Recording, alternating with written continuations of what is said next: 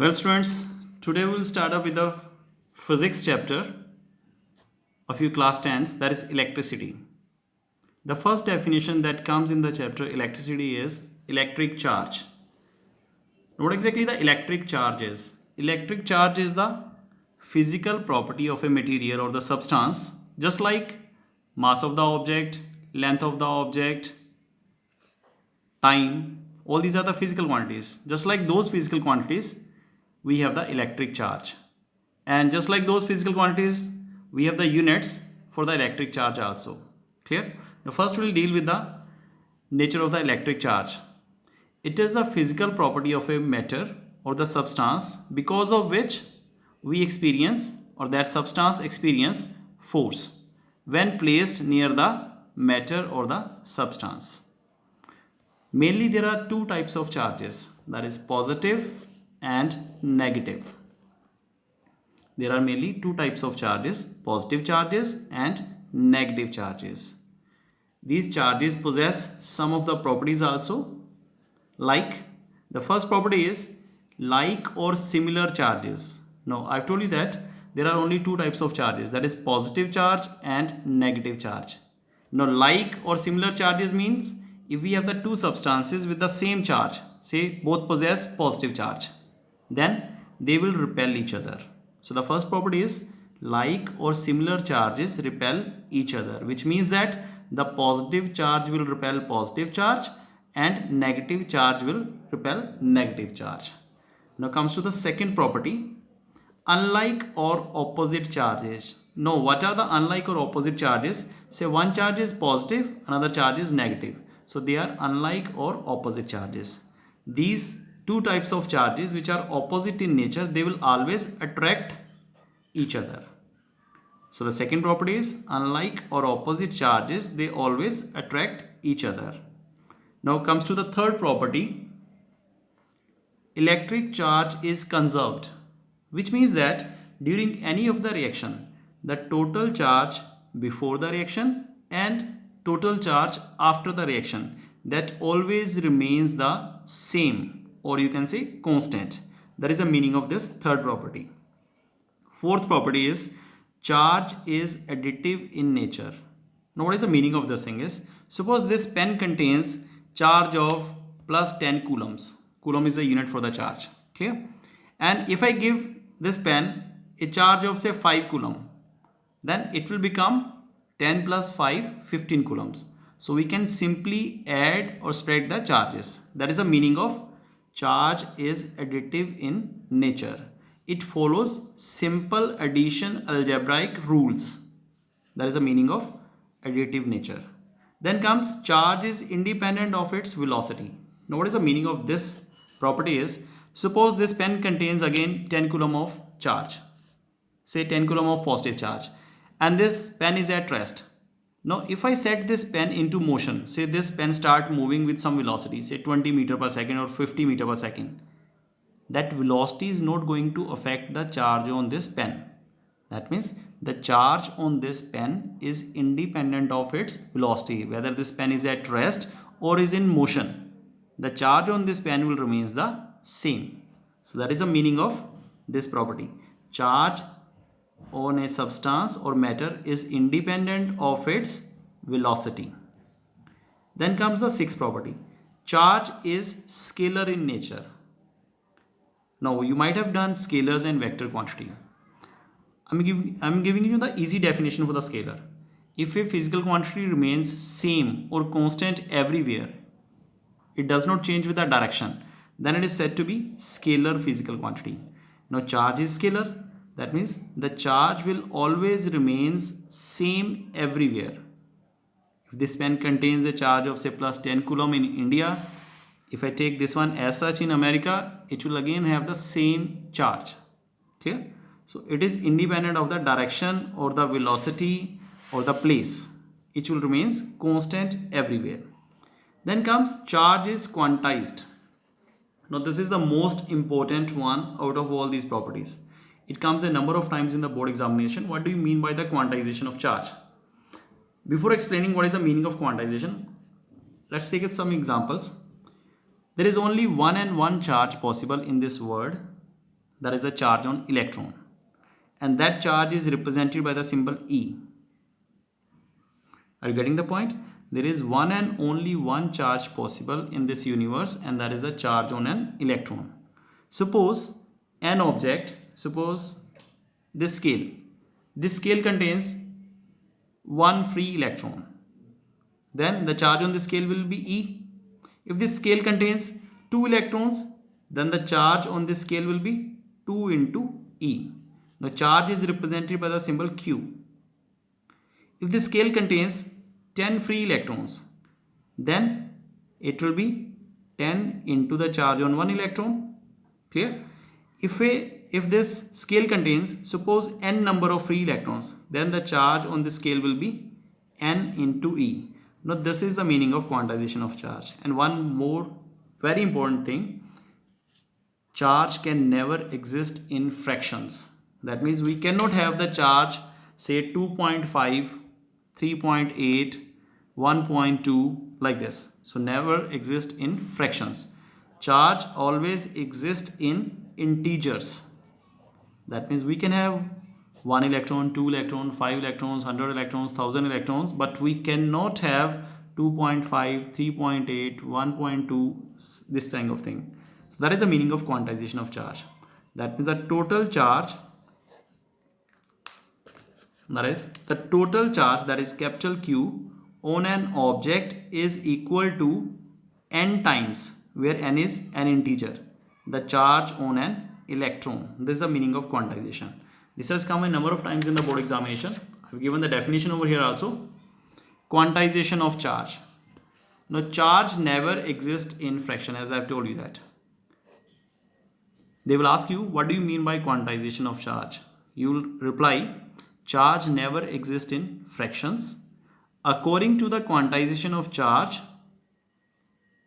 means the total charge on a substance, I'm representing that one with capital Q, is an integral multiple. Integral multiple means n will always be an integer of the charge on an electron.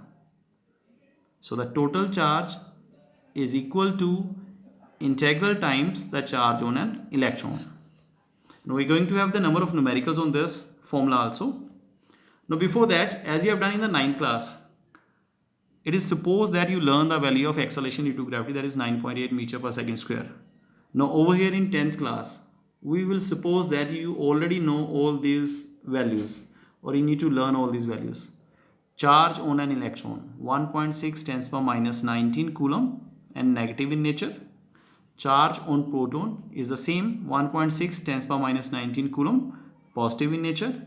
There is no charge on neutron, so it will be 0 coulomb.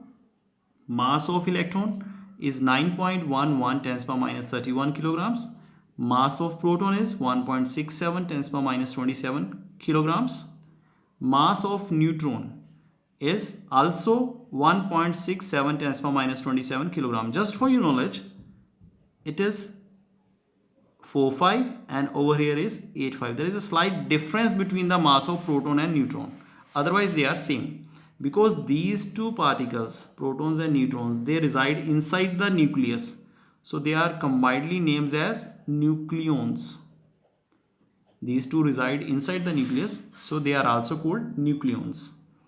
Now, if I say that, what is the mass of this pen? You will say, suppose 100 grams.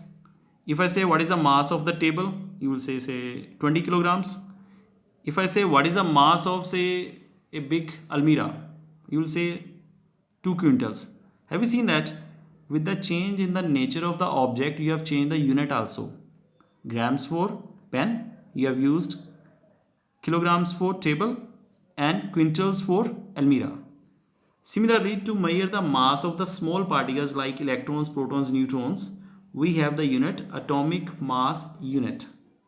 And one atomic mass unit is equivalent to 1.67 10 power minus 27 kilograms, which is the mean mass of protons and neutrons.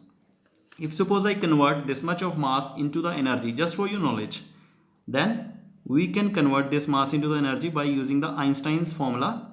This is also called Einstein's mass energy equivalence. I can put up this mass over here.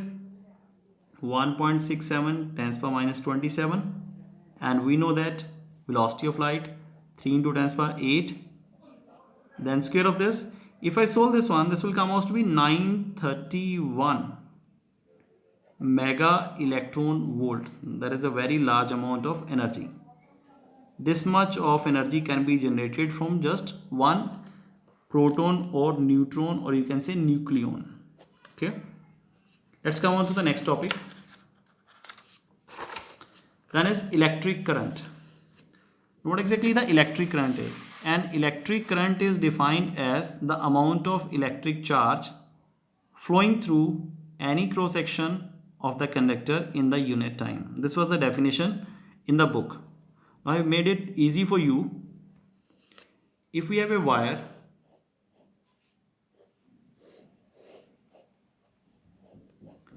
the electron move from one end to the other end. The first thing is, why do the electron move from say end A to B? Electron को क्या जरूरत पड़ी है ए से B तक move करने के लिए? Now I am taking some example over here. Suppose I have a scale over here, clear? And I place this cap of this pen on this scale. Now this cap is not going to move from position A to position B, because both the points A and B are at the same level. Now if I raise this end A through some height, then this scale will move this cap will move itself from point A to B like this. Now why it move from point A to B? Because of the energy difference. The height acquired by this A end is more as compared to the B end. High energy, high height means high potential energy. So energy at A point, that is potential energy, is greater as compared to the B point. So to reduce its energy, this cap move from point A to B like this. From A to B. If I say ground level is this one, then this height is more as compared to this height. So energy possessed at point A is greater than energy possessed by B point. Same is the case with the charges also. You might have seen a cell. At one end of the cell it is written positive, at other end it is written negative. Positive means high energy, negative means lower energy. If at this end we have the high energy, at this end we have low energy, then the electron, they will move from high energy towards the low energy. This movement of electrons from high energy to the low energy produces current, and the speed, velocity with which they move, that decide the current produced. So, and that depends upon the difference in the positive and negative. Say I say that over here the energy is 400 joules. At this point the energy is say 100 joules. The difference between them is 300. If I take up the second case, suppose over here energy is 1000 joules and over here is say 100 joules. Then this case difference is 900 joules. In this case energy difference is more, so electron will move faster in this case, second case, as compared to the case first. So this energy difference describes or defines with which velocity the electrons are going to move from end A to B. So easy definition for electric current is, it is defined as the rate of flow of charge. Instead of taking this much of definition, we can easily define this electric current as, it is defined as the rate of flow of charge. Now electric current is represented by the symbol I, charge is by Q, and time by T. So the formula will become I is equal to Q by T. Now the unit for the current. Next comes unit for current. The unit which we are going to use for current is ampere, and the symbol to represent ampere is A. It's capital A. Clear? And unit for charge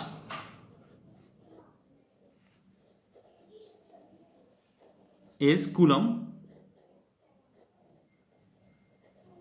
represented by the symbol C. Both the units are after the name of their scientist. Ampere was the scientist who given the unit for the current, and Coulomb was the scientist who given the name unit for the charge. Clear?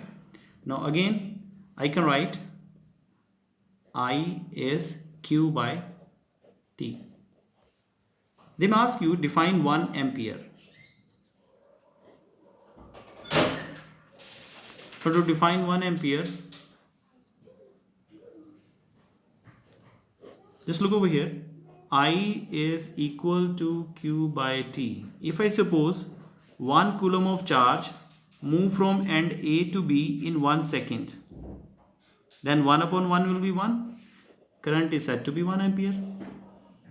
So I will define 1 ampere as the current is said to be 1 ampere, or the current produced will be 1 ampere if 1 coulomb of charge moves across the cross section of the wire or material in 1 second. Current produced is said to be 1 ampere if a charge of 1 coulomb pass through